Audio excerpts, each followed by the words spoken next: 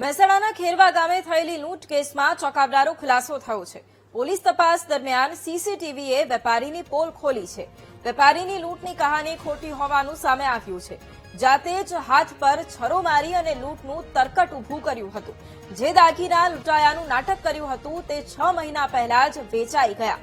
વેપારી રમેશ પટેલે 2 અજાણ્યા શખ્સો દાગીના લૂંટી ગયા હોવાની ફરિયાદ નોંધાવી હતી। વેપારીએ 1.5 લાખની રોકડ અને 6 તોલા દાગીનાની લૂંટ કરી હોવાની ફરિયાદ નોંધાવી હતી। ફરિયાદના આધારે પોલીસે સીસીટીવી ચેક કર્યા અને બાઇક સવારની કોઈ જ મૂવમેન્ટ જોવા ન મળી। પોલીસે વેપારીની પૂછપરછ કરતા સમગ્ર હકીકત સામે આવી છે। અને આ જ મુદ્દે સંવાદદાતા સુધીર ફોન લાઈન પર છે।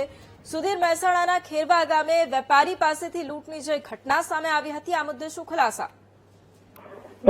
જે મહેસાણાના ખેરવા ગામે તાજેતરમાં ક્રેડિટ સોસાયટીમાંથી દાગીના અને રોકડ લઈને નીકળેલા જે આડેદ સાથે લાખોની લૂંટ થઈ હોવાની સનસનાટી ભર્યો કિસ્સો પ્રકાશમાં આવ્યો હતો। જોકે આ કેસમાં તપાસ કરી રહેલા મહેસાણા પોલીસના હાથે કેટલાક એવા ચોંકાવનારો તથ્યો લાગ્યા છે, જેના કારણે હવે આ લૂંટની શંકા જે ઘટના હતી એ શંકાસ્પદ બની ગઈ છે અને આ ચકચારી કેસમાં ચોંકાવનારો એવો વળાંક આવ્યો છે કે આ લૂંટનો ભોગ બન્યાનો દાવો કરનાર જે ફરિયાદી આધેડ જ પોતે જ પોલીસની શંકાની જે દાયરામાં આવી ગયો છે અને સમગ્ર પંથકમાં જે એવી ચર્ચા જોર પકડી રહી છે કે આ આધેડ કોઈ અકળ કારણસર આશરે 11.70 લાખની ખોટી લૂંટનું જે ભારે મોટું તસ્કર રચ્યું હોય એ તેવું દેખાઈ રહ્યું છે। જી બિલકુલ, આભાર સુધીર તમામ જાણકારી માટે।